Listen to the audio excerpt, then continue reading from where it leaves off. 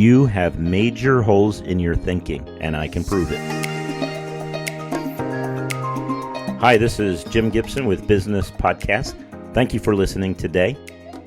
I remember years ago when I was in college, it was a Friday afternoon, last class of the day, and I remember my professor passed out this little piece of paper that we were going to write down our goals for the weekend, what we were going to do. That seemed kind of simple.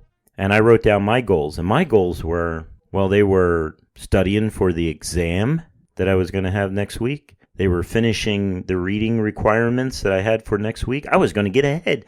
Man, I was going to be like an A student. This was going to be fantastic. I was going to put school ahead of life for the weekend. And then she collected all the goals. Then she passed out a little schedule. It showed half-hour increments on it. It was sort of like an Excel spreadsheet. This is before Excel, though. But it had all the hours for the whole weekend on it. So it started out Friday night, 6 o'clock. And then from 6 to 6:30, you had to write down what you did. And then from 6:30 to 7, you had to write down. And it did that throughout the whole weekend. So it had the whole weekend all mapped out, half-hour increments. And, of course, if you slept for 8 hours, you just put a line through there and write, I slept for 8 hours. That's no big deal. But it was a 24-hour schedule. And so, of course, I filled it out. And I was honest. And I wrote down exactly what I did. Starting Friday night at 6 o'clock all the way up till, Sunday night at 12 o'clock, I think it was. I had no big problems with that. I turned it in promptly at the next class on Monday, and she returned it on Friday, and she was almost rude. She took this red marker, and she wrote across the whole paper, diagonally, in large letters in red. And it said, "You have major holes in your thinking." And I was offended. I said, I don't have holes in my thinking. I'm a pretty logical 18-year-old. At least I thought I was. And I said, I'm offended. I'm going to go talk to that professor and find out what's going on. Of course, this was a setup. She knew I was going to come and talk to her, like she probably talked to every other student in that classroom. But I said, okay, tell me, how do I have major holes in my thinking? Please tell me. This is important. I don't see any holes. And she said, well, your goals on Friday were study, read, study. And she says, and what you turned in on your schedule, you didn't read and study. What you did, you turned in on your schedule, you said, spend time with your friends, watch TV, slept in, and went on and on and on like that. And I said, yeah, where's the problem? And she said, well, this proves that wasn't your goals that you wrote on Friday. And I said, yeah, that was my goals. That's what I was hoping to do, but I just didn't get around to it. And she said, no. Your goals were spending time with your friends, watching TV. That was your goals for the weekend. And if you would have wrote that down on Friday, my goal this weekend is spending time and watching TV, then I would have said, great, that's exactly what you did, and that's exactly what your goals were. Goals are not just nice, flowery statements on a piece of paper. But goals are actually the things that you do. You can always identify what your goals are by what you spend time on accomplishing. That's truly your goals. New Year's Eve resolution, where they just off the top of their head decide they're going to do something. They're going to lose weight. They're going to make money. They're going to change jobs. They're going to buy a new car. They're going to get a new relationship. They're going to start a business. And in reality, they don't do anything that year because it's not really a goal. It's just ideas in their brain. It's just not even wishes. I don't even know what it is, but we all do it as humans. We all say, I'm never going to do this again. I'm going to do that. Or I'm going to lose weight. Let's talk about weight when it comes to goals. Okay? And look, I'm guilty of this. I'm overweight. I understand that. And I lose weight and I gain weight. I go back and forth. But when I set my mind down to lose weight, I lose weight. So basically, we lie to ourselves. That's what we do. We lie to ourselves when it comes to goals. We don't have goals because we're not interested in having goals, because it's easier in life not to have goals. So we basically lie to ourselves. Second thing is, the reason why we don't have serious goals, real goals, not just wishes, is that we're basically lazy. It takes work to have good goals. It takes work because you got to think them through. So we're basically lazy. We don't want to put in the work to come back and get some serious goals. And then lastly, the reason why we don't have goals is it's because we have a fear of failure. So we're afraid to set a goal and not reach it. And we're afraid to tell people, hey, my goal this year is whatever it is, and then not reach it. Then your family, your friends, the people you know, then they're going to look at you and say, oh, what an idiot. So let's talk about something, just to give you as an example. A lot of people want to lose weight. I mean, in January, that's the biggest time for Weight Watchers and some of the other organizations that help people lose weight. And everyone starts strong. Yeah, I'm going to lose like 50 pounds this year. And very few people do. But that's what they want to do. They just come off with it off the top of their head. Now, if you're really serious about any goal, including losing weight, you have to start with where you're at. Where are you at? Do the research. So the first thing you have to do is you have to think it through. Where are you at? How much do you weigh? How much do you want to lose? If you don't know, then do the research. Look at people around you. How much do they weigh? I want to weigh like that person because they're skinny enough. Now, just using this as an illustration because we're going to just using it because it's easy to show in goals.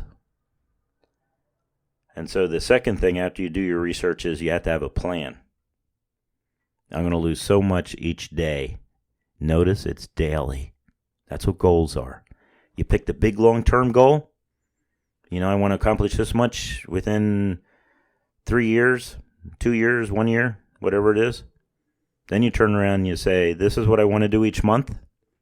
Therefore, this is how much I have to do each day to get to my goal. Same thing with a runner,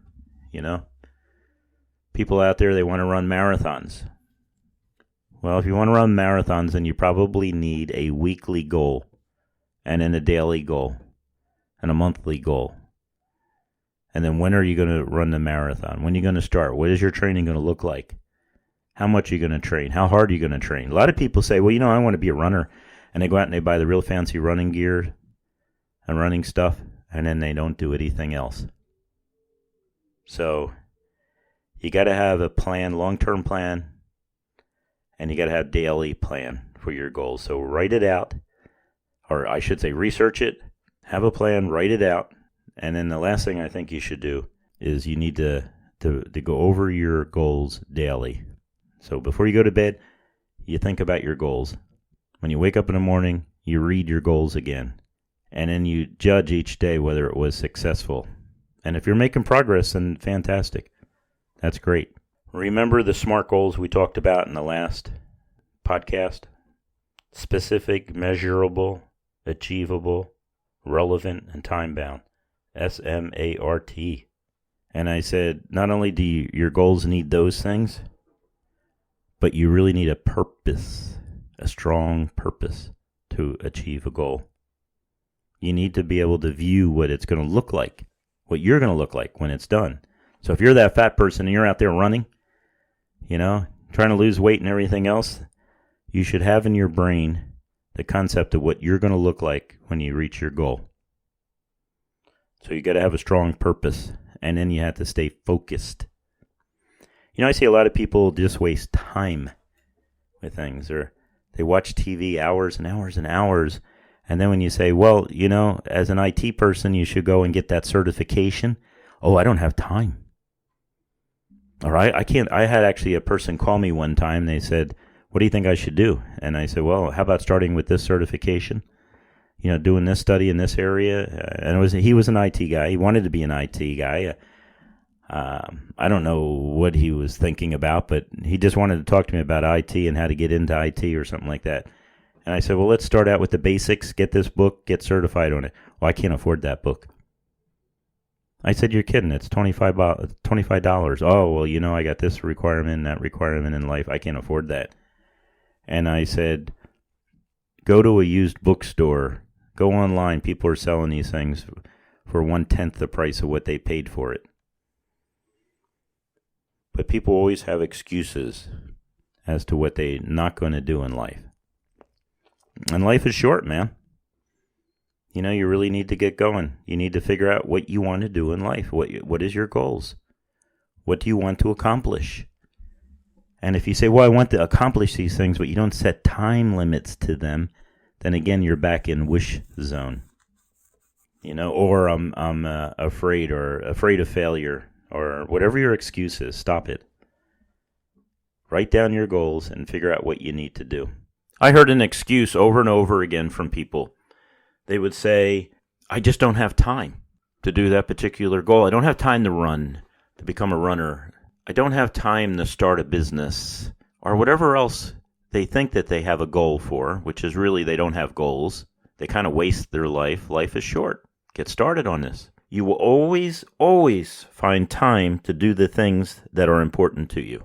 You always find time to watch the sports on TV, to watch the news, to do whatever else you think's important to you.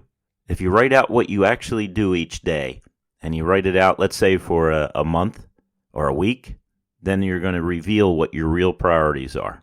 And if you want to change them, now's the time to do it. You want to go into business? Start doing your research. Come up with your goals. Make sure they're specific. Make sure they're achievable. Make sure you have long-range goals, and make sure that you broke them down into short-range goals. And you should know your goals so well, that if someone wakes you up in the middle of the night and they say, what are your goals in life? You should be able to just click them off just like that. Yes, I'm snapping my fingers.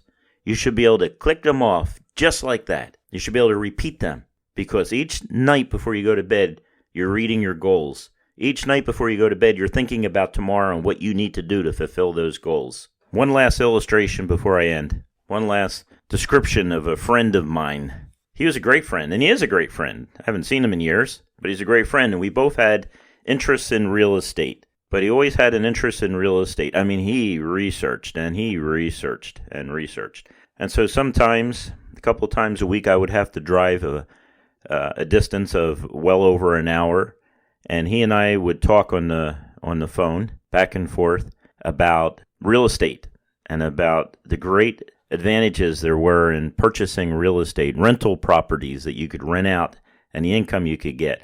And I would ask him, are you ready to do something? And he goes, no, I'm still researching. I'm still thinking about it. And then I would buy a piece of property. And then a month later, I would talk to him, and I'd say, hey, I bought this property, and this is fantastic, and I already have it up for rent, and things are working great. How about you?